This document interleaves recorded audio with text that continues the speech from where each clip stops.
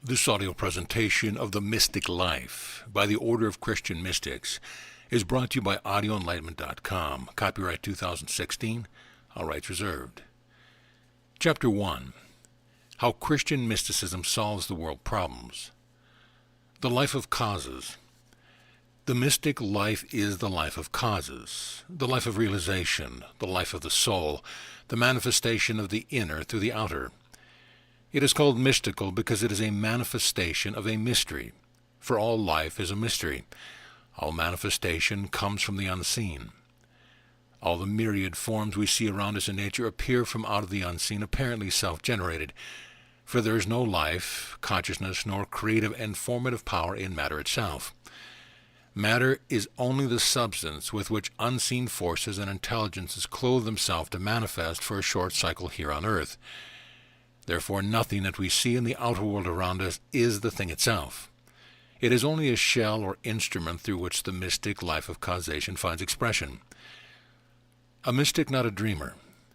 A mystic is one who is not satisfied with the study of the mere outer forms of manifestation, the mere physical vehicles and the various phenomena connected with their manifestation. A mystic is one who wants to get behind the seen into the unseen. He wants to go back of the outer phenomena of life and study their causes, for only so can he really understand their manifestation. A true mystic, therefore, is not a mere dreamer. He is not one who spends his time in idle speculation. Still less is he one who thinks so vaguely that his mind is in a mental mist, a fog of impractical intellectual or metaphysical speculations. A true mystic is one who seeks the real back of the seeming, the reality back of all outer manifestations. He is one who seeks to penetrate the mists of radiant glory that forever surround the throne of the Creator, the true cause and source of all manifestation. And he tries to apply the realization of these basic truths to his daily life. For the mystic, therefore, the highest goal of each phase of life is the only goal worthy of striving for. Our many lives. The mystic sees that we live many aspects of life within our one life. We have our outer life that we live before the world and whose achievements may be worthy for history to record as constituting our life. That is our outer, public, or physical life. Then we have a life that is known only to our family and close friends. That is our personal life. Then we have a mental life which is shared only by those of like mind and ideas. We also have our psychic life in which we commune with our loved ones who have finished their work here on earth and have withdrawn from the outer physical body to continue their life manifestations in a finer body. One flight up with their overcoats off, as we express it. We also have our own life in those higher realms when we withdraw from the physical during sleep and mingle with our loved ones up there in that higher school of life. For remember, there is no death, only a withdrawal from a temporary and lower manifestation of life to function in a higher. The real life. But back of all, we have that inner life of the soul, that real self, which is the real life and which animates all the forms in which we may manifest on all planes in all the worlds of manifestation. That is the mysterious inner self whose inner urge keeps us forever seeking, ever striving. Striving for what? For satisfaction. And why? That we may attain that happiness whose ultimate is heavenly bliss, that peace which passes all understanding, the realization of the consciousness of the divine within us.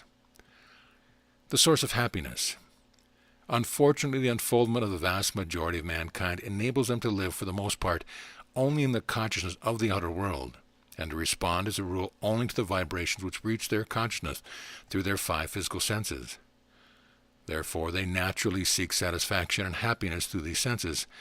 They naturally seek it in things, in possessions, in outer attainments, in the gratifications of the animal desires, appetites, and passions. But no true satisfaction can be attained when the inner is made to vibrate only to the outer.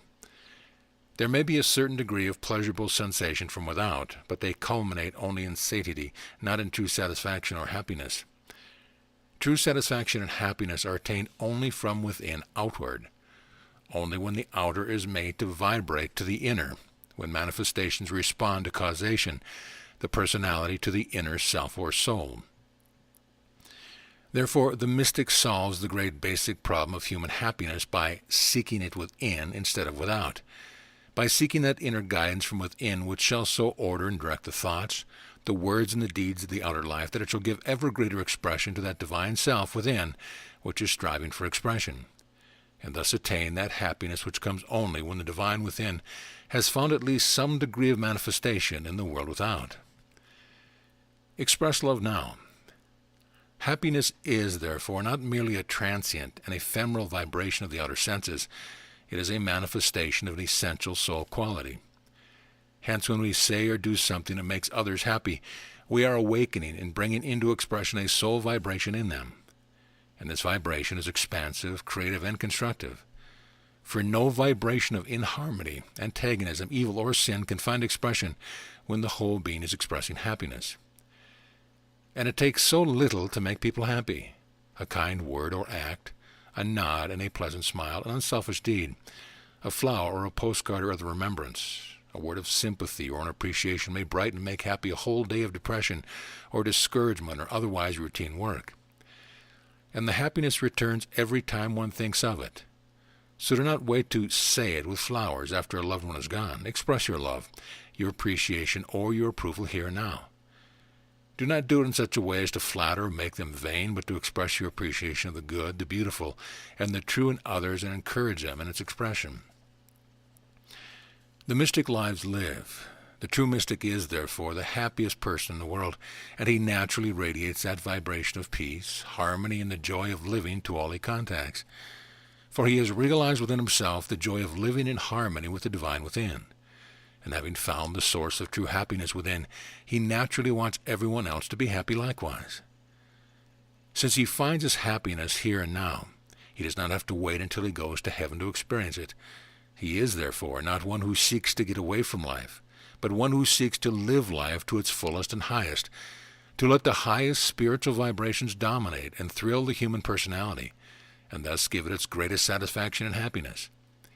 He seeks to perfect the animal body and develop the mind not for their own sake, but only that they may become more perfect instruments for the expression of the indwelling soul. The law of manifestation. But since the mystic has studied the laws of causations, he has learned that the law of sacrifice underlies the law of manifestation. Therefore, he understands that to bring happiness to others, he must give something of himself and thus become an integral part of an open channel for the fulfillment of at least a teeny expression of that great cosmic law of sacrifice. The law of sacrifice. Through an understanding of this law, he realizes that on the downward arc of manifesting the unmanifested, called the cycle of necessity, the greater must sacrifice itself that the lesser may manifest and have an individualized expression of the one divine life which animates all forms of life. For just as the physical sun sacrifices its light, life, warmth, and radiant energy, that all the seeds and germs and countless forms of life may sprout and grow and have their teeny individual expression of life, so does God, the creator and manifester of all, sacrifice his oneness that the multitudes may manifest. The seven archangels. Through this law he sacrifices his unity that duality may spring forth, and duality sacrifices itself that the Trinity may find expression. And from the Trinity there is generated that sevenfold expression of the Godhead which underlies the structure of all manifested life. First we have the seven spirits which are before his throne, the seven angels which stood before God, the seven spirits of God sent forth into all the earth, as the book of Revelation tells us. These are the seven mighty archangels who are the planetary deities who rule the seven sacred planets of our solar system. From these great angels there radiate the seven great hierarchies of lesser celestial beings who bring into expression every ideal in the mind of God that is to make up the manifested universe. Evolution begins, and when the cycle of outgoing has been completed and the higher forms of manifestations have each sacrificed something of themselves that lesser forms may manifest, and so on down until the mineral kingdom is reached, then the reverse process begins and the upward arc or the cycle of evolution starts. The cycle of necessity. The mineral sacrifices its form of life, or we may say is killed and eaten, that a higher form of the one life, the vegetable, may find expression. The vegetable, in turn, sacrifices its form of life, is killed and eaten, that a higher form, the animal, may manifest. The animal, in turn, sacrifices its form of life, that a still higher form of life, man, may live. And man, the animal self and the human personality, must sacrifice its life that it give up its selfishness, its self-will, its vanities, ambitions, and desires, in such a complete surrender that it corresponds to being killed and eaten or swallowed up, and all its powers absorbed and utilized at the highest form of life, the real or spiritual self, may find expression through it, and thus complete the cycle of necessity by the union of the individualized spirit with its source. In this way, the sacrifice of each form to a higher form receives its compensation by being built into that form and experiencing and being uplifted by the vibrations of a higher form of life, which is expressing vibrations of life which are many octaves above those of the lower form. It therefore follows that no form of life has a right to take the life of another form unless it can furnish it some corresponding compensation. How God expresses in humanity. Thus we see that just as God submitted himself to this cosmic and universal law of sacrifice that we might have individualized expression, so must we submit to this same law of sacrifice by giving up our wills, our hearts, our lives, that we may be swallowed up and absorbed in him, that he may find expression through us. For remember that we mortals are the only avenues or means through which God can find expression in humanity. We all know how necessary God is to us, but did you ever stop to think how necessary we are to God? It is a tremendous concept to realize that without our making ourselves holy channels for the expression of his life, his love, his compassion, his blissful happiness, we are hampering his manifestation. Once we have realized this great concept, how glad and willing and how joyous should be our complete surrender to him. We must voluntarily choose. This may seem very mystical and impractical at first sight, but it has a very practical application. For just as the light and life of the sun is poured out to be embodied in the plants and all living things, so is the light and life of the spiritual sun poured out to be embodied in us as spiritual enlightenment. We call the Christ consciousness or our spiritual guidance in all our affairs. But just as the sunlight does the plant no good unless the plant absorbs it, so the light, life, and love of God does us no good unless we correlate with and absorb it. The sun cannot compel the plant to absorb its rays. Neither can God compel us to absorb the downpouring of his forces that we may grow spiritually. And still less can he make us sacrifice ourselves to and become absorbed in him.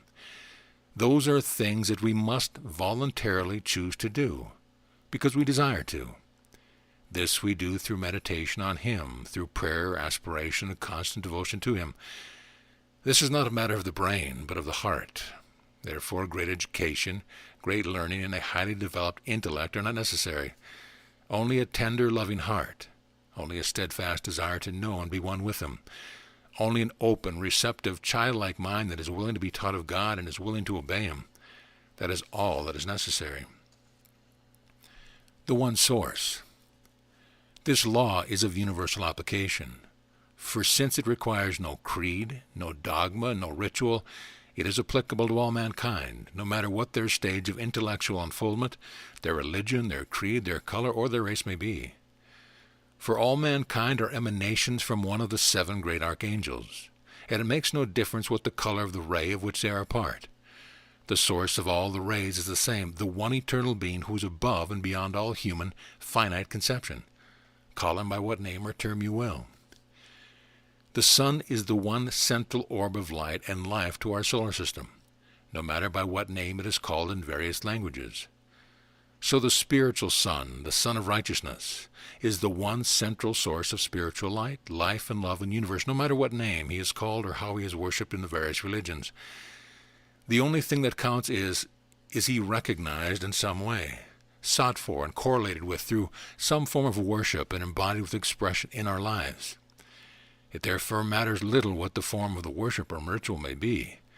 All who worship God are necessarily worshiping the same God, for he is one God, not many, although he manifests under and through all the divine beings who compose his hierarchies of manifestation, just as the sun manifests through the 7 color rays of the rainbow. Each religion a path to God.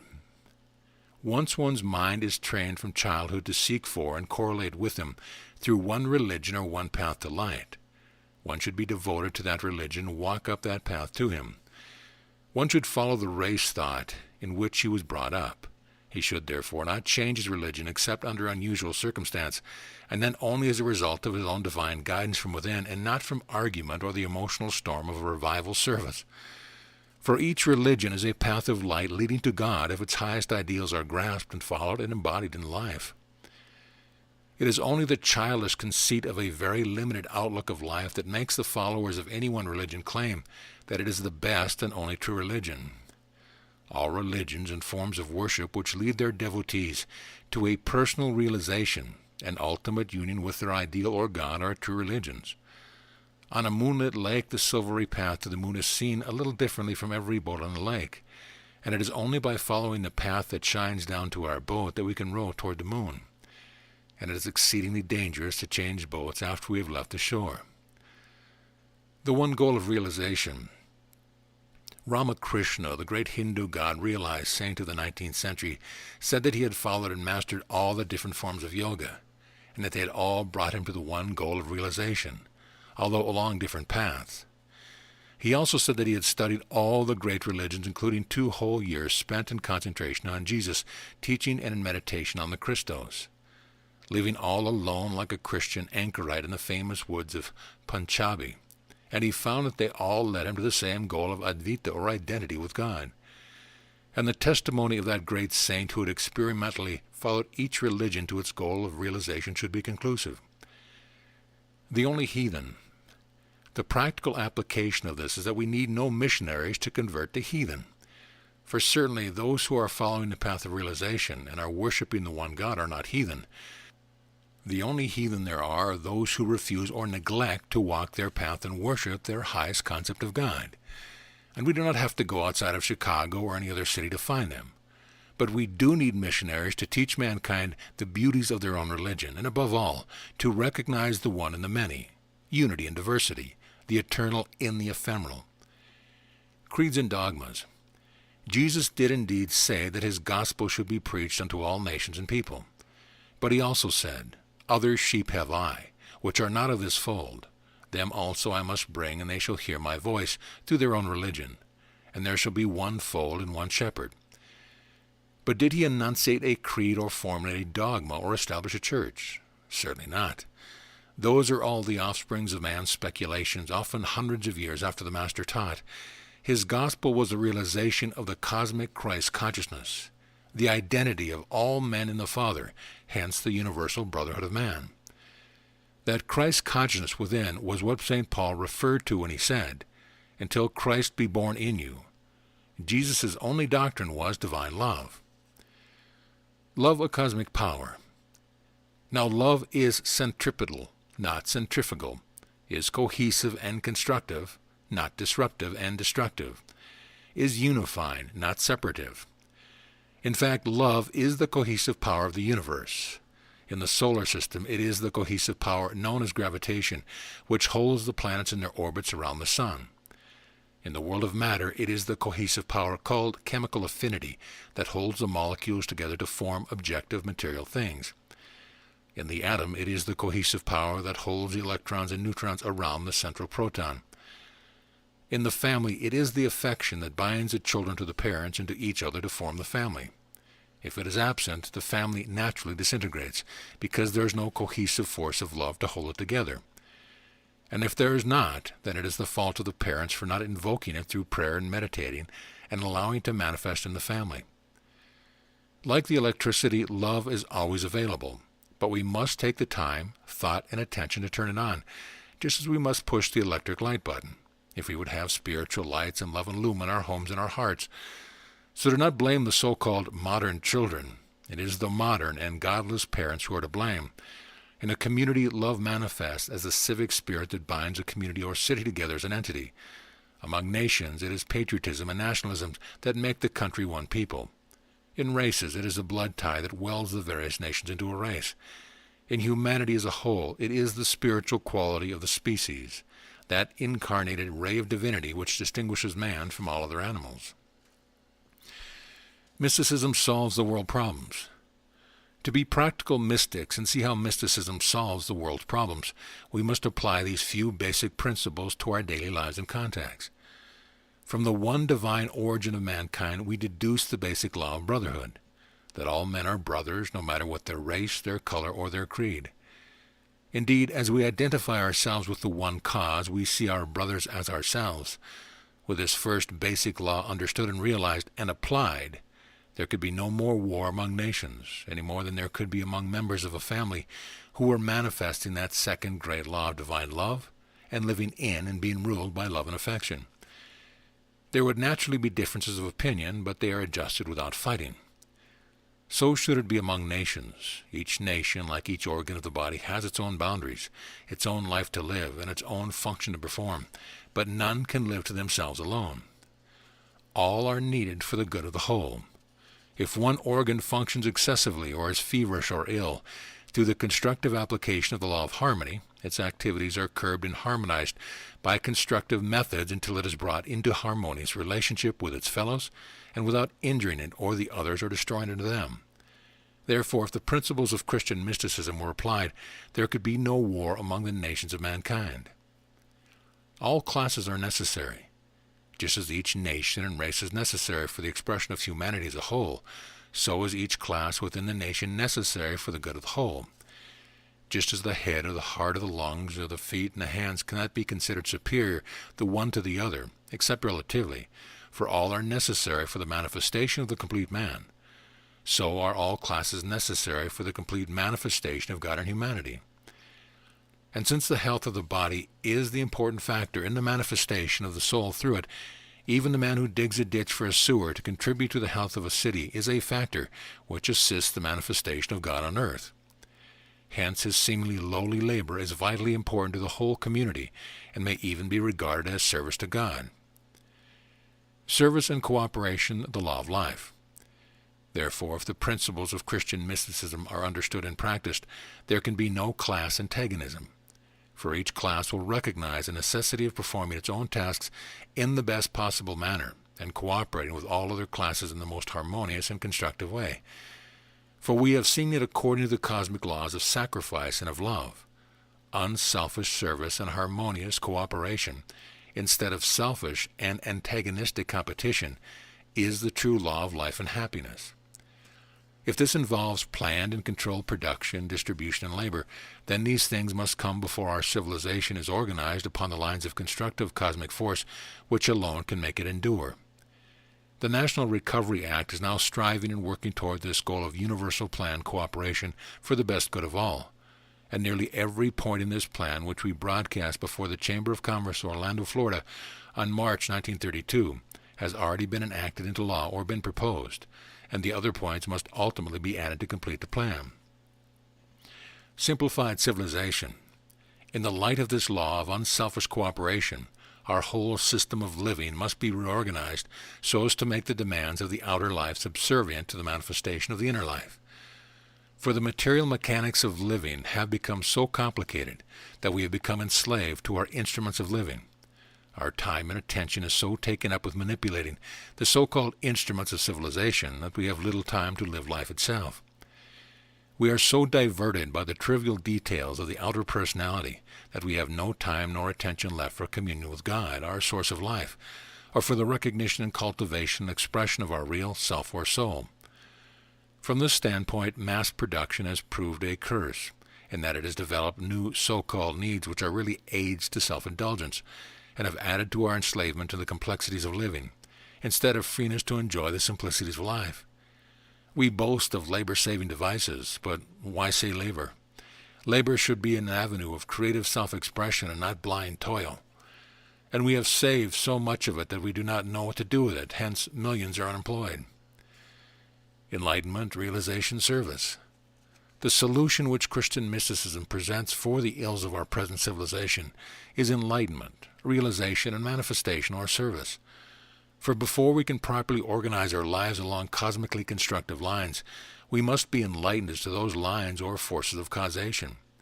Then we must realize what life is all about, namely, where we came from, why we are here, and whither we are bound. We must realize that we incarnate here on earth not to make money or to be hampered in the expression of our divine self by many complicated outer details and things to do. We come here to manifest as much of the inner divine self as our degree of unfoldment permits, and to learn to take the next step in that spiritual unfoldment. and we should make all our outer activities contribute to and yet be subordinate to that main object of life. If this be called putting our religion first, then so be it. For that is the most practical thing we can do, that is, put the accomplishments of our missions on earth first in our lives. In touch with nature, simplifying life naturally calls for the gradual abandonment of city life and the organization of our lives in relatively small, detached communities or villages of kindred souls. And we should be in such close touch with the soil and with the creative forces of nature that each family can expend at least a part of its creative energies in raising the majority of its food supply and in fashioning its fundamental instruments of living. In other words, we should so simplify our lives that each family would be relatively self-sustaining. Yet we need not scrap all modern convenience of living, but make them subservient to our real needs and not merely generate new needs. The plan of the hive. Then our lives would be as normal and as well organized, yet as simple and self-sustaining as that of a bee. If you will study the glass hives of the century of progressive exposition, you will see that while from the outside the bees seem to be rushing to the hive in great haste and confusion, yet inside all is calm and peaceful without haste or confusion. Each detail is carried out quietly and orderly by its own trained corps of workers until it is done thoroughly and efficiently according to the plan of the hive, which is impressed upon the bees through the instinct of the group soul of the species. Follow our guidance. Like the bee, we also have a plan for our lives to manifest and toward which we should direct all our activities, that our lives may become perfect cells in the honeycomb of life in which the nectar of God's light, life, and love may be stored up for our spiritual nourishment.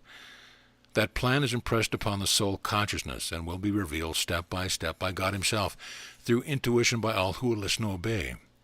We should therefore cultivate and follow in guidance in our intuition until our response to that guidance becomes just as habitual and instinctive as does the response of the bee to its guiding instinct. Higher help needed. But the Christian mystic is one who also realizes that we do not have to work out our plan of life alone and unaided. In fact, we cannot fully accomplish our life's mission, learn its lessons, redeem its mistakes, in our own human strength, for that requires higher octaves of force in the mortal and human. And we know that if we will only seek for it, we can have the help of higher beings in the humans, just as the seeds can have the higher help of man to cultivate them. We can have the help not only of our own soul, our spiritual self, but also many classes of invisible helpers. But this help is not imposed upon us. We must voluntarily seek for and invoke and then correlate with it. Heavenly hierarchies. Not only do our loved ones who have gone on ahead of us into the higher realms of life bring to us all the help, comfort, and guidance that our expanded consciousness and power and our receptivity permits, but both we and they also have still higher and greater helpers. For we all have the heavenly hierarchies of angelic beings to aid and inspire, comfort and protect and sustain us to the extent that we call upon and tune into their planes of consciousness and power. And above and beyond all others, we have the embodied aspect of God in the person of his Son, whether he be called the Christ, the Buddha, Krishna, or Horus in various religions, and he is so omnipresent, and his consciousness is so omniscient, and his love so all-inclusive and all-pervading, that he is ever ready to respond to the call of every heart which sends up the wireless call of its aspiration, devotion, or need. Contacting the angels. The reality of these angelic helpers and the mystery of our being able to contact them and receive their aid is testified to all in great religions in all ages. In fact, this mystic source of all life is the basis which underlies all religions and all worship. And the method of contacting these angelic beings, we repeat, is prayer, aspiration, and devotion. We do not need elaborate places of worship or other outer conditions, helpful as many such are. For as we said before, such contact is not a matter of outer things or even of mind, but of heart, not a matter of intellect, but of worship. In summarizing this address as we close, we cannot do better than recall to your minds 2 stanzas of that well-known hymn. Down from their home on high, down to the starry sky, angels descending fly, while the earth shaketh. Roll thy the stone away, from where the Savior lay, out into glorious day, his way he taketh. Our true resurrection. And so may the angels of inspiration and divine guidance, spiritual understanding, and illumination descend upon us here and now and roll away the stone of ignorance, of misunderstanding and misconception, The stone of materialism from our hearts and minds, wherein we have kept the divine Christ consciousness entombed these many years, that he may come forth and take his way with us in our lives. Thus shall we be resurrected from the old life of entombing personality and ascend into the consciousness of that larger life of the Spirit, which is our heritage and our real home. Thus does Christian mysticism solve the world's problem through enlightenment, realization, and manifestation or service to him and to our fellow men as to ourselves. Chapter 2. The Path of Discipleship. The path is the path of renunciation. The renunciation must be the renunciation of the domination of the lower self and disciplining and training of its desires and appetites. From the voice of Isis. There is a path which leads into the deep mysteries of God. There is a path which leads into the world of life eternal, and its door is not of necessity the one called the death of the physical body. Yet it is in one sense death, but a death only of those things which we no longer need. It is on this path that our life attains its ultimate end. It is here that we see the doors of the mighty temple of divine life swing open. It is here that we hear the voice of the silent say to us, "Put off thy shoes," or the outer material covering or material conceptions from off thy feet or understanding, for the ground of which thou standst is holy ground. Spiritual advance in former times. At first thought, the term Path of Discipleship, the path which leads to a realization of the mystery of the relation between God and man, suggests a course of severe discipline and asceticism, for that was the idea commonly connected with the thought of spiritual advance which has been handed down from the Dark Ages. The path of discipleship is indeed a difficult and strenuous one. Firstly, because a disciple must be one who is not merely a vague follower of his master or his chosen ideal, but is one who endeavors to embody that ideal in all the affairs of his daily life. Secondly, the path is difficult because the disciple is definitely seeking to advance more rapidly than the rate afforded by the slow and sluggish evolutionary path of racial evolution, which gradually sweeps the great mass of humanity along through the ages, ultimately sweeping them to the foot of the Mount of Attainment, where they must then consciously begin to climb its heights. This path is difficult because the disciple must accomplish, in a few years of his incarnation, the advance for which the race requires ages. Discipleship is a steep ascent. The path is also difficult because the disciple must rise above the crowd and enter into, and be affected by, and respond to new and higher octaves of vibration, for he is starting out on a higher round on the spiral of life, where he must again meet the same problems and face the same tests that he met and passed on the lower rounds years ago. Here he must prove that those former lessons were really learned, and that their powers were really built into his character. But he now faces these tests with a more sensitive organism which reacts more strongly to them. Yet he also has the greater strength gained by passing those tests at the lower stages of his unfoldment. The preparation for meeting these tests of life and the temptations of the flesh with a more sensitive and more easily responsive organism was formerly made by seeking to avoid them through retiring from the world in a monastery or convent, in the forest or a jungle, and leading an ascetic life. And the same idea is still held in the Orient and in many churches today in connection with advanced spiritual teaching and attainment. But we hold that such conceptions arise from a misunderstanding of the nature and purpose of man and his bodies. Starting out from the Father's home. Those who have read the books or followed the teachings of this order know that our bodies are not ourselves, that we are not mere mortals, but that the real self of us is a divine and glorious spiritual being whose home is in the spiritual world. But since it is the will of the Father that his life, his consciousness, and his love shall be manifested consciously in all the worlds of manifestation, from the heavenly home world down through all the intervening states and stages of manifestation, until this dense world of matter is reached, to us, his enlightened children, is given the great task of demonstrating our divinity by descending into this material world to manifest here on earth the divine and godlike qualities and powers which we inherit from him. The personality necessary. But to accomplish this mission we must don garments that are suitable to this dense material world in which we are put to work. We are like a diver who has to put on a heavy, cumbersome diving suit, our animal body, and have his feet or our understanding heavily weighted with lead, our materialistic conceptions. Such a suit is so terribly hampering to the diver that he can accomplish only a small fraction of the work he could do out of water without it. Yet it is the only means by which he can accomplish anything at all down in the mud of the sea bottom. And as the diver receives his supply of life-giving air from above, so must we rely upon and correlate with the breath of the Spirit to sustain our spiritual life while we are manifesting here in the depth of the sea of materiality. And just as the diver must respond to and be guided by the signals and directions given him from his attendants above for his safety and accomplishments, so must we respond to and obey our guidance from above. Natural desires. But unlike the diving suit, the garment we have to don to manifest on earth is not a mere inert material covering, not a mere mechanical instrument which automatically conforms itself to our every movement, wish, and desire. It is a living organism, the most highly evolved organism of the animal kingdom, the human body. Consequently, this animal body has all the functions, appetites, passions, and desires that any animal has. And it's just here that misunderstanding of the whole plan of manifestation has led to the practice of asceticism. Because this animal body of ours requires training and control, the erroneous conclusion has been reached that the surest way to control its troublesome activities is to fast and starve them into submission and ultimately kill them out. But such a process is not control. It is only devitalization. It is not mastery. It is only emasculation. Eastern versus Western methods. How then are we to accomplish the real training, the real disciplining, the real mastery of this our animal instrument of manifestation?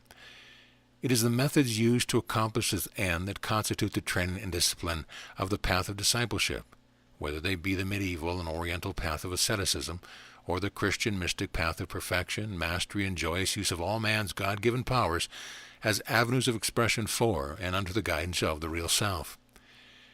Therein lies the fundamental difference between the Eastern and Western, the Oriental and the Occidental conceptions of the path. The Eastern or ascetic ideal holds that not only are the natural functions of the animal body and the desire of the human personality a handicap to the manifestation of the real self, but are almost a curse, that God made a great mistake when he clothed his children with such a hampering instrument of manifestation, and hence the best thing to do is to have as little to do with it as possible. On the other hand, the Christian mystic ideal is that God knew exactly what he was about when he involved this animal body and gave it to our incarnating souls to use as his advanced representatives here on earth. Guidance from within. Our main idea in the training of the personality and its animal body, therefore, is to reach it to respond to and be guided by the real self within as readily and as instinctively as it responds to the vibrations from without and the sensations from below. We must teach our human personality that it will obey our ideals and follow our directions. It will not only be far healthier, but also far happier, and will have greater satisfaction in living its life than if it merely seeks unlimited gratification of its animal instincts. It will be healthier because the normal condition of the incarnating soul is one of peace and harmony. Hence, the more we strive to express the ideals and principles of the soul life, the more peaceful, harmonious, and happy, and hence the more healthful will our lives become. And we will be more satisfied because we will govern our reactions to the outer world by the vibrations of the divine self within. For we must remember that it is not outer persons, things, and conditions that upset us and make our lives inharmonious, but our reactions to them. We should also remember that true satisfaction cannot be found in outer conditions, possessions, or things. We experience true soul-satisfying satisfaction only as we respond to and manifest the real self within. Control our reactions. What is it that most disturbs the peace and harmony of our lives? It is our reaction to and expression of our inharmonious and destructive emotions, such as irritability, impatience, anger, hatred, lust, fear, envy, jealousy, selfishness, etc. All such emotions have been scientifically proven to produce chemical changes or toxins in the blood, which poison the whole body. In view of this, what can we do to prevent the generations and expressions of these destructive emotions? Firstly, we must firmly fix in our minds that we are not mortals, but are spiritual beings, who in our real selves have no annoyance, resentment, or anger. Neither are we envious of the possessions of others, nor jealous of their attainment. For we came down to earth to express our own attainments, and we really need only such possessions as will best enable us to manifest those attainments. All else would be an added responsibility and a burden which would occupy much of our time, attention, and creative forces, and hence would hamper our highest expression.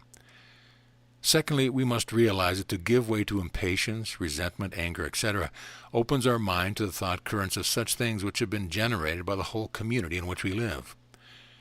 By giving them expression, we open the door of our minds and allow the accumulated community currents to flow in and to find expression through us. Thus they sweep us off our feet into disruptive outbursts which far exceed the trivial causes which started them, and which are greatly in excess of anything we intended or thought of expressing. The remedy. Therefore, the remedy is to grasp the basic idea that all such inharmonious manifestations belong merely to the human personality and not to our real self, that they express selfishness, personal vanity, or the passion and desire of the animal self, and are not worthy of being allowed to find expression through us. Such expression can be prevented by checking them as soon as their vibration starts to manifest, by immediately turning our attention to the opposite emotion to which we do wish to give expression, and feed that constructive emotion by concentrating upon it and giving it expression. This complies with the command of Jesus to resist not evil, but overcome evil with good. For to resist evil, we must recognize it and give it our attention, and anything we focus our attention upon we feed and give power over us. Therefore, if we focus our attention upon giving expression to the constructive emotion, we feed it and give it power over us, and thus overcome the evil, first by weakening it by the withdrawal of our attention and thought currents which feed it, and in overwhelming it by the power of the good that we have created. One of our basic principles of life must therefore be never to allow anything to upset or interfere with the happy and harmonious manifestation of the inner peace, poise, love, and rhythm of our real or divine self. Nothing in the outer life is of sufficient importance to be allowed to upset the calm poise of our inner harmony. Positive radiating centers. Nothing can do so if every morning on awakening we fervently repeat our prayer to the divine indweller. Welcome, O Lord of life and love and beauty, thou who art myself and yet art God, and dwell in this body of flesh, radiating all the beauty of holiness and perfection, that the flesh may outpicture all that thou art within. Thus we will charge our minds with the realization that we are to manifest, just for that one day at a time, the inner peace, joy, and happiness of our divine indweller, as we thus realize a divine within that is struggling for expression through ourselves and through others. We will be tolerant of the mistakes and annoying actions of others who are less evolved than ourselves, and hence are less under the guidance and control of the real self, and will not allow them to upset us. If we are also kind and unselfish in little things and try to divert the inharmonious manifestation of others by refusing to react to them, and by turning them aside with a smile or by changing the subject and diverting their attention from them, then the big things, the big tests and temptations and trivials will readily be recognized for what they are and be conquered. In other words, we will accomplish far more good in the world, both for ourselves and others, when we make ourselves positive center for the radiation of cheer, joy, happiness, and peace with elicit similar response from others, than when we strive to be austere saints or to appear learned, superior, or pious. Realization of the presence. But even though we earnestly strive to be such radiant centers of constructive, inspiring forces, while we are training ourselves to react only constructively to outer conditions, persons, and forces, there are times when we need outside help, or rather inside help, a power greater than that of our human personality, namely the help of the Christ within. For to this ever-present power we can always turn for help the instant we find ourselves likely to give way to vibrations and emotions and thoughts which we do not wish to express. And one instant's response to his indwelling peace, poise, power, and love, an instant response to his command, "Peace, be still," is sufficient to calm the turbulent sea of our emotions and our reactions to the outer conditions. For there are no storms which his power cannot quell, and no conditions which he cannot dominate and conquer, if we will but remember to ask his aid, and permit him to manifest through us. The more often we realize that he is ever present with and within us continually, in all our work, in all our play, in all our trials and temptations, and the more often we consciously turn to him for help and guidance, the more do his vibrations find expressions through us and help us to conquer, perfect, and master this human personality of ours and all of its reactions. Thus do we not kill out or emasculate it, but continually improve it as an instrument for the ever greater manifestation of the real soul self within. There must be rigid discipline of the personality and its body, yes, but it must be the discipline and control due not to fear of penalty, nor to ambition for personal attainment, but to a glad and joyous response to the guidance of the Christ within. The path of expression. The path of discipleship, as we conceive it, is, therefore, one of consciously striving to follow the guidance of the divine within in all the affairs of life. It is the path, not of suppression and killing out, but of recognition and mastery of all our forces and faculties in their proper place and for their highest purposes. For they are built into our various bodies by the Father to enable us to express our divine selfhood and to do His will the more perfectly here on earth, even as it is done in heaven. It is the path of constructive and harmonious expression, of happiness and joyous radiation of our highest conception of the divine self within. And since happiness is what all mankind is consciously or unconsciously seeking, this path of the practice of the positive radiation of our highest and best is the surest way to its attainment. And since a disciple is a devoted exemplar of his master's teaching, the proof of our sincerity and devotion will be the degree of our manifestation of our highest ideals and our inner guidance. And as we manifest these, the radiation of our lives will be a source of inspiration, uplift, and happiness to all we contact, and will stimulate them also to seek out and follow this higher, mystical, constructive, and joyous path of discipleship. Chapter 3. Illumination.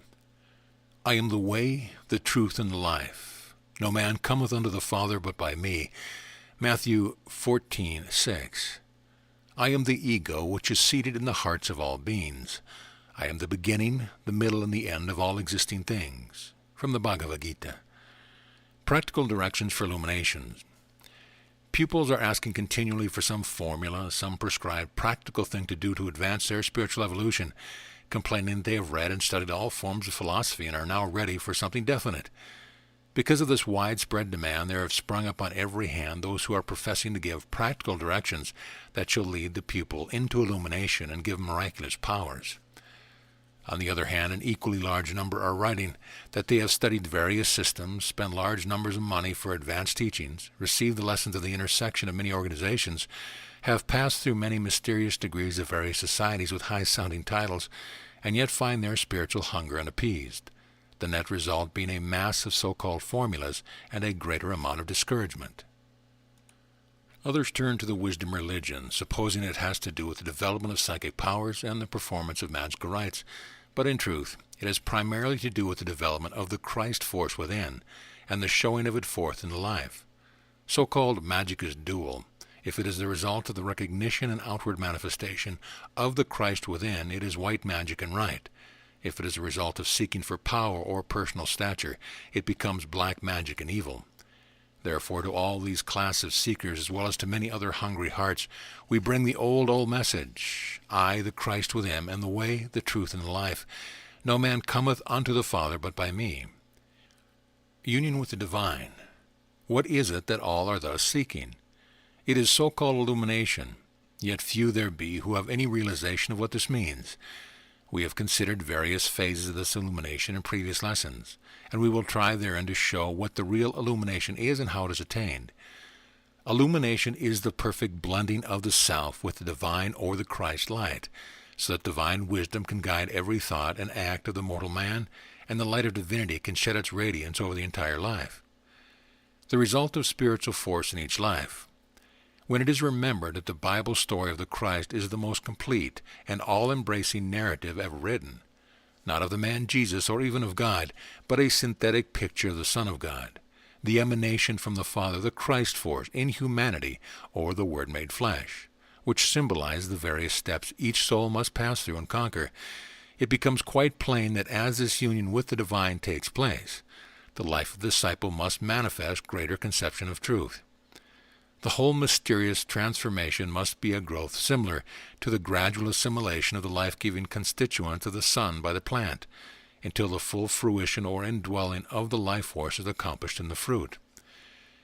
When we grasp this thought firmly, we will understand that we must and shall do the works of our Father in exact proportion to our ability to make the correlation with Him, just as the plant does the works of its father, the sun, first as the blade, then the ear, then the full corn in the ear.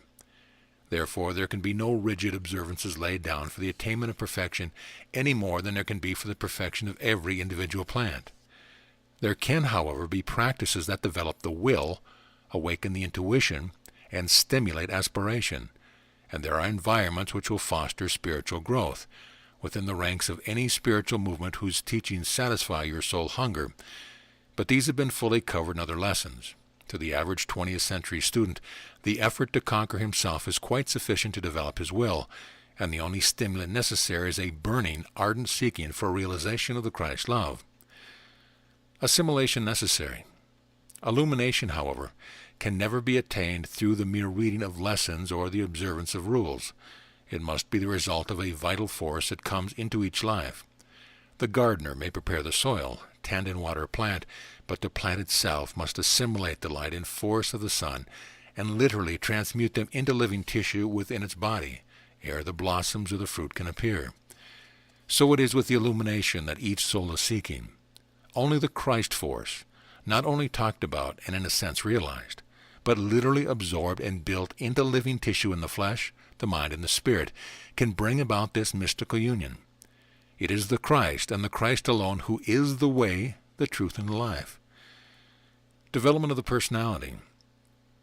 As certain plants gather from the sun force the power to produce poisons, so can man, by using for his own personal ends the godlike powers with which he can identify himself, produce evil. We do not create power. We only identify our consciousness with the divine, which is the source of all power, just as we might attach a wire to a dynamo and obtain power. Of the divine self alone it is said, "All power is given unto thee in heaven and earth." This is literally true. All power is ours if we identify ourselves with the divine, and the synthesis of all power is the ability to merge the personality into the divine, or become one with the Father through the Christ. This gives all power because, having accomplished this, all things are possible. The choice is man's. As man is endowed with free will, he can choose to take either the right-hand path, merge the human into the divine, and use his God power to do the work of his Father in heaven, or he can graft his God power under the stock of personality, and by making the intellect alone his guiding star, deliberately forswear his Father in heaven, and become a child of evil or the devil, and do the works of his father, the devil, the concentrated force of man's wrong thoughts, acts, and creations, and the perverted reflection of the good law, the Lord on earth. By refusing to let the light of the divine penetrate farther than the intellect, he closes the door of his heart and allows the light to illumine only his human brain, which, without the guidance of his heart, permits evil to manifest, especially intellectual and spiritual pride, which are the most subtle and insidious of all evils. Therefore, to teach mankind how to unfold inner faculties and how to use their power for personal ends would be quite as reprehensible as for a gardener to propagate in a garden devoted to raising food for man some poisonous vine which the gardener knew the very richness of the soil, the sunshine, and the cultivation would cost to grow, and finally either destroy the food or impregnate it with poison. This is why the inner teachings of the sacred mysteries are given only to the few. It is no being who gives it. It is the blossom of the soul which opens and receives the light of illumination, as the rose unfolds its petals to the light of the sun. If you do not receive this light, know well that the blossoming time has not arrived for you. Had it arrived, no one could withhold the light from you. Natural unfoldment. When the divine mystery of the indwelling of the Christ has taken place in the soul, and the disciple has begun to realize in a vital living way that the overshadowing of his divine self is a real blending or indwelling, then the works of the Father will unfold within him, just as the blade, the ear, and the full corn in the ear unfold in the plant. Then, and then only, is he ready for the inner teaching, for he must be trained to put forth his blossoms in the manner best for humanity. Each step gained must not only show in life, but the powers that go with that step must also manifest. If we control one selfish trait which before held us captive, we may know that we have taken a real step upward. And the first and greatest of all magical powers to be attained by a pupil is the magical power of controlling himself, of day after day, mastering the little things, with no heroics, perhaps with no one to commend him or realize that he's making any effort, yet still controlling his little tempers, his little impatience, little acts of selfishness, his tendency to criticize, and all the little trifle things he knows are wrong, but which seems too petty to be worth mentioning. Hidden obstacles. Let no pupil ask for special lessons until these little things are in a measure conquered, for the building of these little lessons into his life is the most practical formula that can be given him. And if there is anyone who is thus assimilated to Christ and grown to live the Christ life, who has gained the power of looking at the self, who has fulfilled the injunction, know thyself, yet who says he still lacks illumination, let him know well that there is some hidden corner of his heart or life in which the light is not able to penetrate, some closed door which he refuses to open. To him we would say, look deeper and meditate in the silence and pray for a knowledge of thyself. At the same time, go forth and help to bring the light to some other soul, for in so doing, in some part of your nature, you will find that which keeps out the full radiance of the Christ light. Let him learn to look intelligently into the hearts of men. Regard most earnestly your own heart, for through your own heart comes the one light which can illumine life and make it clear to your eyes. Intellectual and heart development necessary. Occult formulas are more apt to emphasize self-satisfaction and self-righteousness than to help toward self-mastery. John the Baptist had been educated in all the law of the mysteries, had lived apart from the world in the caves of the wilderness, had fed on locusts and wild honey, and had spent his life following out the most rigid formularies of the Essene. Yet Jesus said, Verily I say unto you, among them that are born of women there hath not arisen a greater than John the Baptist. Notwithstanding, he that is least in the kingdom of heaven is greater than he. This means that the very humblest person who is correlated with the Christ within, which is entering the kingdom of heaven, is greater than even a great intellectual teacher such as John the Baptist. A shortcut. Both intellectual development and heart development are necessary. But if the heart is first developed and a conscious union made with the Christ within, all things are revealed unto you. This is, as it were, the shortcut to mastery. It is a singular fact that none of the great teachers, Krishna, Buddha, Jesus, etc., ever wrote a word or were in their day looked upon as a great intellectual teacher, but the example of their life live in the word to this day. They can never die, because they made this divine correlation, literally manifesting God in the flesh. It is neither the words you speak nor the routine of your life that affects the world, but something more. It is the power of that which is, the way, the truth, and the life. In other words, both that which you teach and the example of your life must prove conclusively that it is the Christ within you that worketh through you both to will and to do. It must not be a mere lip service, it must be so true and so convincing that it will radiate from you rather than be a garment assumed before the world or a mere intellectual cloak that blinds your own eyes, for the Christ within you must be the truth as well as the way and the life. Recapitulation. If there is any doubt left in regard to the path we point out to reach its attainment, we will briefly recapitulate. Think only constructively if you desire spiritual growth. Do cheerfully and well the duty that lies nearest. Conquer the little faults as they show themselves. Never let a day close without its period of self-examination, meditation, and communion with the divine before you go to sleep. Do unto others as you would that others should do unto you. Learn to love in the truest and grandest sense. Do not criticize others, even though your criticism seems just, for to do so you must dwell mentally in the condition you criticize. Be not afraid to face and recognize your own faults. At the same time, be not discouraged. Have perfect confidence in your power ultimately to conquer through the Christ within. For the voice of the Christ declares, Lo, I am with you always, even unto the end of the world. Chapter 4. The Mystic Christ. By revelation he made known unto me the mystery, as I wrote before in a few words, whereby, when ye read, you may understand my knowledge in the mystery of Christ. I am crucified with Christ, nevertheless I live, yet not I, but Christ liveth in me, and the life which I now live in the flesh, I live by the faith of the Son of God, who loved me and gave himself for me. Galatians 2:20. Men still seek spiritual guidance, despite the complaints that the world is becoming irreligious and that men are deserting the churches for the golf links, the tennis courts, and the motor car. A list of questions sent to 120 of the most prominent businessmen of Toledo disclose the fact there is a pathetic yearning for a sufficient faith in religious teaching and an astonishing amount of deep and serious thought evidently given to the subject among businessmen.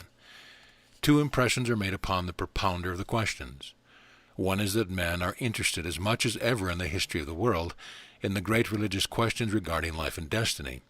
The others, and never has there been greater need nor greater opportunity for ministers to present intelligently, rationally, and earnestly the fundamental truth of Christianity. Men are hungrily seeking for true guidance in things spiritual. Intuitive perception of spiritual things. With all this desire for guidance, there could be no startling denials of doctrines commonly cherished by the Church, where the esoteric, mystic, and spiritual interpretations of those doctrines presented instead of the literal, materialistic, and historical.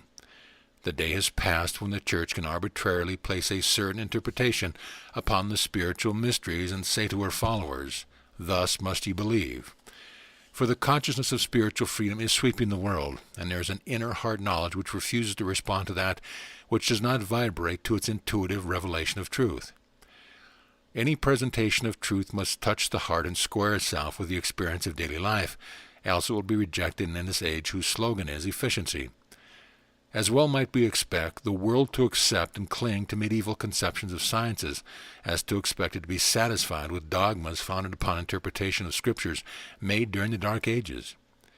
Unless religious teachings, like all others, can advance, expand, and successfully solve the practical problems of the age, they must inevitably be discarded and left behind.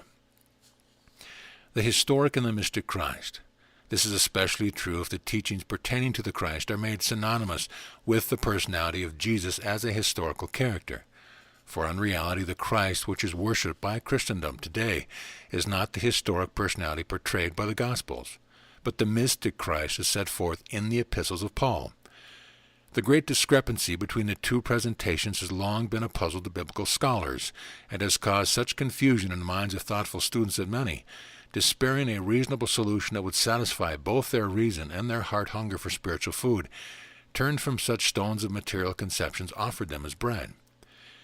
The difficulty arises through a failure to distinguish between the mystic Christ principle, which had shined in our hearts to give the light of knowledge of the glory of God, and the personality of the teacher Jesus, who manifested an individualization of this force to a superlative degree. This distinction is so plainly made throughout the New Testament that only the decadence of knowledge concerning the mysteries and the lack of training in esoteric philosophy as a requirement for the ministry can account for the utter ignoring of it and all that it implies. The historic example still needed by some. In reality, there is no discrepancy between the Gospels and the Epistles, once the philosophy of the mystic Christ is understood, for Jesus taught it as distinctly as did Paul. Broadly, the Gospel picture purposely presents the manifestation of the Christ force in humanity as exemplified in the symbolic life of Jesus, while the picture given by the Epistles represents the same forces existing in the higher mystic realms and manifesting to the heart of man through his awakened spiritual faculties. In one sense, the gospel picture is meant to inspire those whose spiritual development requires a physical embodiment and a personal, historic example after which to pattern their lives. These are but children in spiritual understanding, to whom the beautiful embodiment of the Christ within the manifested Jesus, the man of sorrows, forms a picture with great emotional appeal. If they stop there, however, and are satisfied with the personality of the human teacher, they never really find the Christ as a personal religious experience, nor do they even touch the hem of his garment. They worship but a picture and are doomed to disappointment and sorrow, for some day they must see their human Christ ideal crucified, cast down, and destroyed. Each of you, as you grow in spiritual grace and unfoldment, must have more than a physical ideal, however perfect, for you are both body and spirit, human and divine, and you cannot understand, describe, or realize your real mystic self, with all its strained longings and promptings, its flashes of illumination, its glimpse of glory, until you have outgrown the limitations which inhere in a human ideal of the mystic Christ.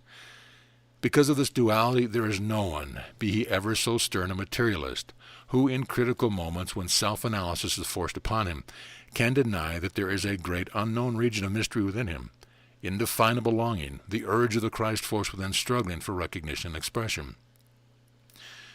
The mystic Christ must be born in you. The Pauline pictures for those who need no historic personality as a model, those who open wide the doors of their hearts to the knock of the mystic Christ, who can respond to the downpouring of divine love and through a divine ecstasy can enter into the higher realms of spiritual consciousness, where the powers of the human mind are transcended, and where they grasp those things which can only be spiritually discerned, those things which are revealed unto his holy apostles and prophets by the Spirit. In another sense, both pictures are necessary. The literal, personal example or letter of the law is not satisfying to the awakened soul. It must be animated and illumined by the vision of the mystic Christ, else it degenerates into hero worship or idolatry. On the other hand, the mystic conception must have its physical embodiment. Christ must be born in you, in the life of the disciple, or it is but a passing vision. Both are necessary, just as the physical sun is necessary to focus and make physical the forces whose origin is in the spiritual sun. So must there be a physical embodiment to focus and make manifest upon the physical plane the mystic Christ force. The Christ is the creative aspect of divinity. Jesus the man was an avatar who, as he himself said, came down from heaven, not to do my own will, but the will of him that sent me, while the mystic Christ is not a personality, but a divine essence. It is a spiritual emanation from the Godhead, the Son of God, or the Godhead in its creative aspect, that mystic's power or principle which fructifies and animates all manifestations of life. It is the divine creative force, a great stream of life-giving, creative essence, which manifests in all things on all planes, as an animating principle of the one life. In nature it is focused in and through the physical sun, for only as the sun pours out its life-giving, fructifying power, sheds its symbolic blood, can the one life manifest in the various forms of nature and evolve them to perfection. In the physical universe, it is the same animating principle that flamed out from the Godhead in the beginning, when the Elohim said, "Let there be light." And it is the same mystic, creative light, which must enter the chaos of your outer life, even as it did the chaos of the solar system, ere your life can begin its conscious spiritual evolution. All the physical and the mental evolution is but a preparation for this new and higher step.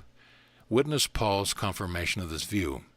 For God, who commanded the light to shine out of darkness, hath shined in our hearts, to give the light of the knowledge of the glory of God in the face of Jesus Christ.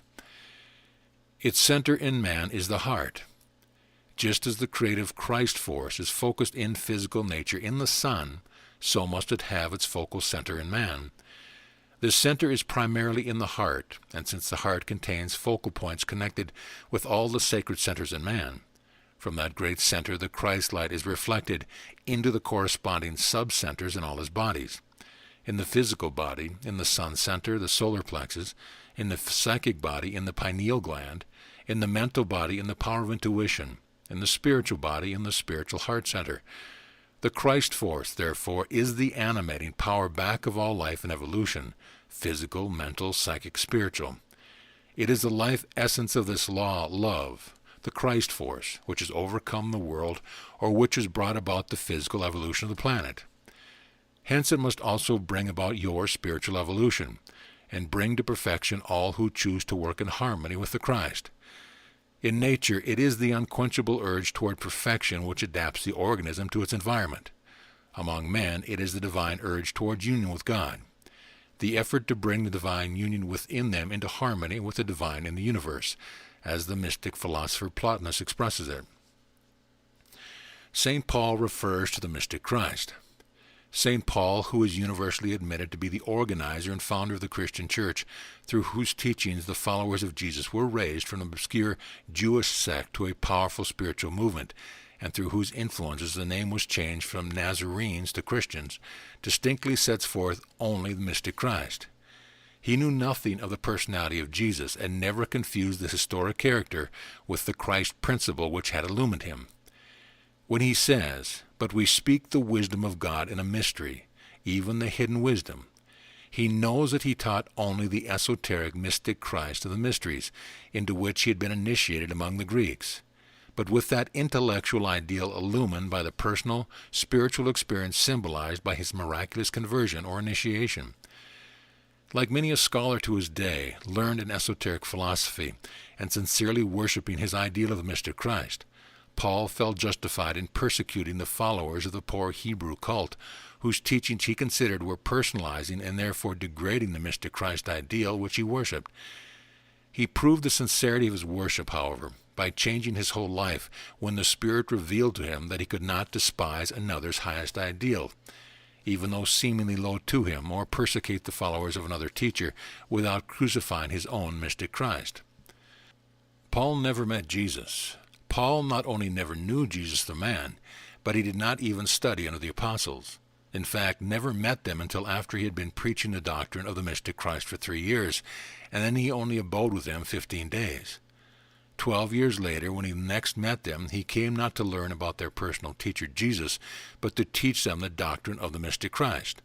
More than this, Paul states, "I certify to you, brethren, that the gospel which was preached to me is not after man. For I neither received it of man, neither was I taught it, but by the revelation of Jesus Christ." This is another evidence that it was the Christ of the mysteries, the informing, spiritual, creative principle which overshadows and illumines every heart that will open the door and let it in, to which Paul referred. It is not the evolution of civilization that brings the mystic knowledge, far from it. Many an untutored savage is a member of the mystic brotherhood of the elect because he has attained some degree of the Christ consciousness and dwells in the mystic realm of ideality which makes all else unreal, no matter how incapable of expressing his vision his intellectual faculties may be. Christ in you. It cannot be the personality of Jesus of which Paul speaks when he says, "My little children, of whom I travail in birth again until Christ be formed in you," but of the awakening of the Christ consciousness, the birth of the mystic Christ in the heart of each disciple. And it is during this critical period in the evolution of the soul that every spiritual teacher is greatly concerned about his disciples. It is this mystic Christ which the disciple puts on when he receives his great illumination or baptism. For as many of you have been baptized into Christ have put on Christ. It is the same mystic power which urges Paul to make all men see what is the fellowship of the mystery, which from the beginning of the world hath been hid in God, who created all things by Jesus Christ. Christ's flesh and blood. It is this mystic, informing, vivifying principle, manifesting in and through him, to which Jesus referred when he said, "I am the living bread which came down from heaven. If any man eat of this bread, he shall live forever. And the bread that I will give is my flesh, which I will give for the life of the world. Whosoever eateth my flesh and drinketh my blood hath eternal life." Assimilation necessary. Manifestly, such statements could not apply to any human flesh and blood, nor even to any historical personality, but were used figuratively for that immortal, universal, mystic principle which the personality of Jesus embodied. As the sun's rays come down from heaven to bring the life force of the sun to earth, that all nature which eats of it or assimilates it may have life, so he whom we call Jesus, a perfected spiritual being or avatar, descended from heaven and took upon himself a fleshy body that he might bring the light of the spiritual sun, the mystic Christ force, into humanity, that whoever eats of his flesh or assimilates the lessons of such a physical manifestation may have eternal life. Eternal life cannot be obtained by merely observing or studying spiritual truth, for they must be eaten and assimilated into the nature, built into the character, made a part of the life, just as physical food must be assimilated to be built into the body and manifest as love, tolerance, charity, brotherhood, and purity, ere you have only truly eaten of the body of Christ. Only as the Christ force is embodied in you can you have eternal life. Moral models insufficient. As the perfected physical embodiment of the Christ is the mystic bread, so is the blood of the Christ the spiritual life principle of the body. To grow spiritually is not enough merely to model your lives upon the physical manifestation of the body, merely to lead ethical and morally blameless lives. But you must also drink of the blood. Drink in that spiritual creative power or divine life force which shall recreate you, which shall make your lives not merely automatic moral models, but dynamic, radiant centers of force for good, vibrant with that creativeness whose very emanation shall fructify and awaken in everything you contact an answering vibration in the quickened life. It is the spirit that quickeneth, the flesh profit nothing. There must be an infusion of the creative life force of the Christ into the personality until it becomes one with the mystic Christ. First steps. The first step in this attainment is to open your eyes. Pray for realization. Pray for understanding. Then there must come a sweeping away of old conditions. a deliberate turning away from the allurements of the outer life, and at the same time an opening of your heart to the mystic Christ. Refuse to allow your spiritual growth to be hampered either by thoughts of poverty, loneliness, sickness, or unharmony. These things may come, but your life is hid in the mystic Christ, and they cannot overcome or move you. As you turn away from the old conditions which have bound you for so long, seek diligently in your hearts for that which holds you to them. How often have you said to yourself, "Why am I eating the husks with the swine? Why am I in this far country of physical conceptions and material thoughts when my Father's home in the mystic realms is full of love, of food, of fine raiment, and of welcome awaiting me?" And the cry of the mystic Christ answers you from out of the ages. "Take, eat, this is my body. Drink ye all of it, for this is my blood. Behold, I stand at the door and knock. If any man hear my voice and open the door, I will come into him, and will sup with him, and he with me." Glimpses of glory. Oh, the love that has waited so long, and yet, were it not that again and again as the ages roll on, and your souls clothe themselves in fleshy bodies, you have taken up the old mystic teachings, having responded to the great love that was yearning over you, you would not be where you are today. Often in your long evolutionary journey have you caught glimpses of the light and the glory, have heard the tinkling of the cymbals and the dancing of the feet in the halls of your Father's home. Many a time have you stopped to listen. Many a time have your eyes been opened, and you have seen the glory. Yet you have slept on. You have said, "A little more sleep, a little more struggle, another earthly pilgrimage, and then, by and by, I will arise and return to my Father." Many of you, alas, have laid down to rest by the wayside. You have slept while the procession marched by. The Lord of life has passed you in the night while your eyelids were heavy with sleep. Awake! Again, today this same mystic Christ comes to you as the herald of the dawn of the new Aquarian age and says, "I bring to you a message of peace, of encouragement and love. I call to you to awake. Awake! Sleep no longer." Determined to shake off the lethargy and depression which tells one that he is far, far from the Father's house, alone, poor, unloved, and miserable. That tells another that he is surrounded only with inharmony, that no one understands or loves or appreciates him. That tells another that the struggle homeward is too fierce, that the waves of life in the world are sweeping over him and must carry him out and away, that there is no actual proof of the glory of the Lord. Another says, "Let me thrust my hands into the nail prints. Let me prove that this Christ whom I have daily crucified still lives." To me words are of no avail. I have outgrown your phrases, and am tired of words, tired of hearing the reiteration of those great things which for me never come to pass. Why do they not, if all this is true? What holds you back? If you have faith as a grain of a mustard seed, you may say to these mountains, "Be ye removed," and it will obey you. What is the mountain? It is the thing that holds you back. It is the condition that stands between you and the realization. It is the crowd that separates you from the mystic Christ as he passes by. Seek diligently in your hearts and remove it. Follow swiftly and touch his robe, and believe in the healing force that flows from him for your regeneration. Why seek the living among the dead? Ye who have been called from out of the darkness of the ages, awake today to your great privilege and possibilities. Already out of the darkness of the night, while you slumber and sleep, goes forth the cry, "Behold, the bridegroom cometh." This is no fanciful imagining. It is a reality of the soul. Why weep ye? Why seek ye the living among the dead things of the outer life? How often have you gathered together in the past when clouds of darkness, of ignorance, and superstition hung low over humanity, when there could be no hope of immediate surcease from your watching and waiting? How often has each one of you gone boldly forth in past incarnations, giving your lives for what you believe to be truth? By such steps and sacrifices have you, little by little, wandered onward and upward until today I found you in this mystic order. And still I feel a sadness over the hearts of many that is like a pall of darkness. I hear the cry, I cannot conquer, or I am so cast down in disappointment. Why tarries my glory so long?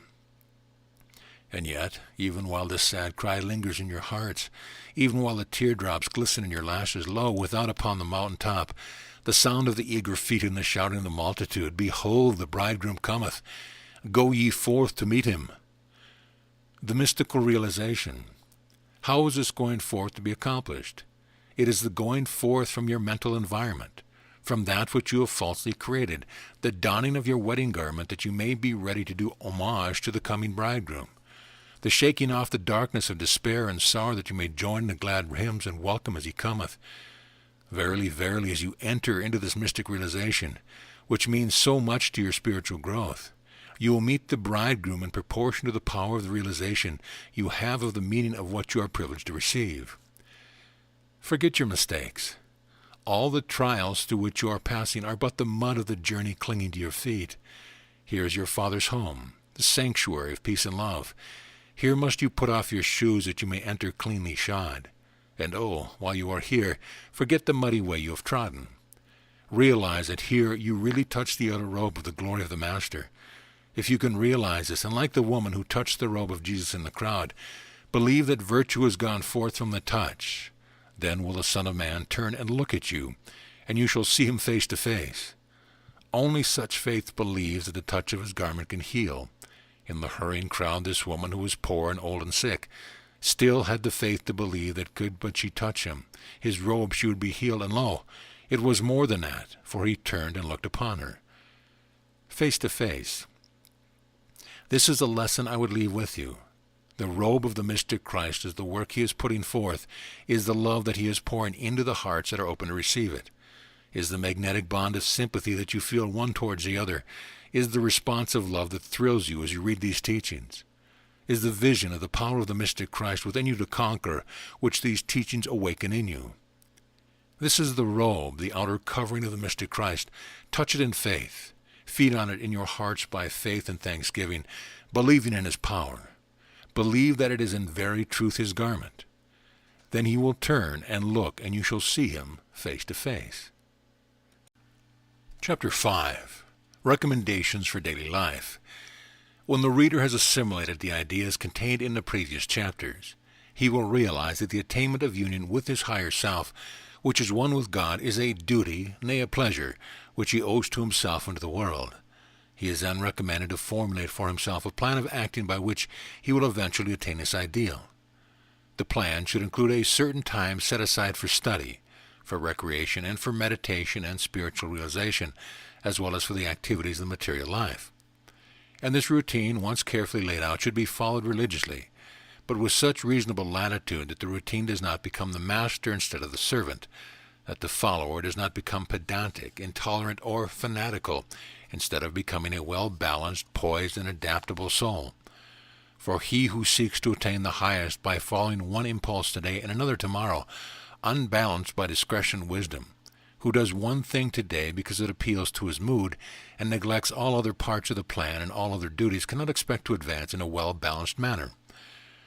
The self-discipline of a definite plan, developed in a certain order and according to a general routine, makes for well-balanced and harmonious progress in the spiritual life as well as in the physical. Yet man must always be the master and dictator of his own life, never a slave to his self-appointed and needful rules. For over all these rules is a higher law whose mandates must be observed, that is, the personal guidance of his real self. His daily life should be arranged in such an orderly fashion that he can easily set it aside temporarily at the call of the real self without upsetting it. This he could not do if his life were in confusion. To listen to the voice of intuition and to be ever responsive to inspiration is essential to spiritual progress, even if it temporarily interrupts the routine. But there is much to be accomplished between the periods of inspiration, if the new ideas thus received are to be worked out and made to manifest effectively in the life.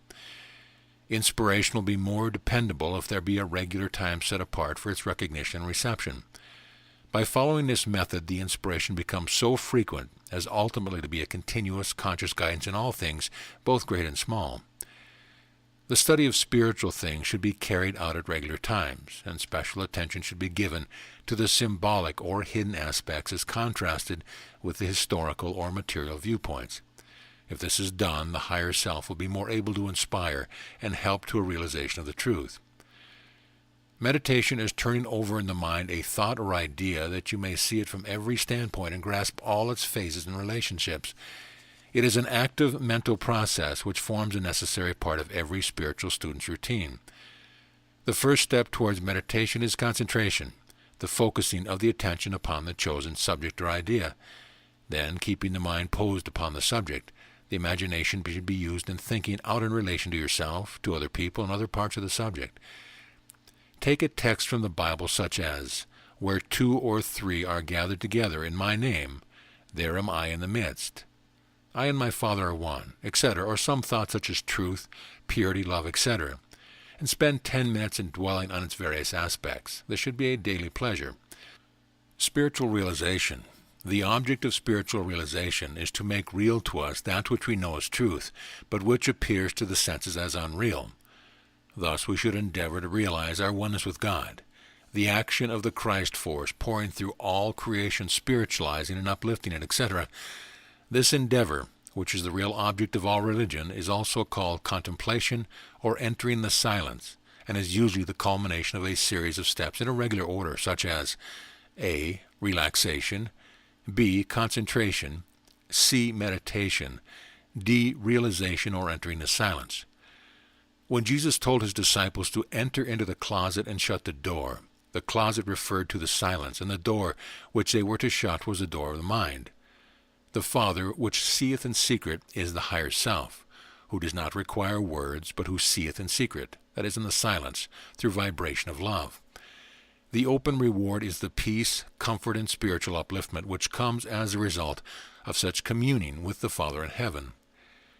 To remind ourselves of the God consciousness within and to aid us in focusing the creative power of our thought upon it, we should avail ourselves of every aid to this end, such as ceremonies, prayers, mantra, set times for devotion and worship, the occurrence of sunrise, noon, and sunset, or any other factor that will help to keep our mind's eye the ideal to be attained. Special concentration hours. We request that all pupils who earnestly desire to cooperate in this movement or who have the success of this order at heart pause for a moment each day as near the stroke of noon as possible and send a prayer or a vital creative thought of love to this center, that it may be perfected in purity and power to accomplish its great mission for humanity. They should not interfere with your daily activities, for you have only to turn mentally to this center and say, "In the name of the living Christ, may the heart center of the order of Christian mystics be preserved as a pure channel through which divine love, life, and wisdom may manifest. May increasing power be given to it to accomplish its great work for humanity." When repeating this prayer, realize that the heart center includes more than those personalities at the center who are engaged in the work of the order. For the heart center of every movement includes the heart love of all members, no matter where they may be. Hence your loving thoughts directed towards helping the order will form a magic chain uniting all true members in the bonds of love. It will also create a vortex into which there will irresistibly be drawn the positive force of the divine. Do not try to make the time coincide with the same hour in Washington. Take the time of your own locality, for as it is noon somewhere all the time, and as we have pupils in all parts of the world, the repetition of this prayer at noon will make a continuous stream of force pouring into the center unceasingly. To come into close vital touch with this order, each pupil should set apart at least 15 minutes, 30 if possible, every Sunday evening between 8 and 8:30, during which the effort should be made to correlate with the special meeting held at the center at that time. At that time, each should repeat either aloud or mentally the prayer of devotion and the healing prayer, and concentrate on coming to the center in thought, realizing that at this time the Master is in the midst of his children, that his love includes all, no matter how distant, that at this time especially he is gathering all together to bless them, and that the streams of love and healing power are going out all over the lines of force which connect each pupil with the center. Over these lines of force, the pupils of their part should send their love and help and a strong will that this movement shall lack for nothing, either spiritually or materially, to make it a powerful factor on all planes to help humanity.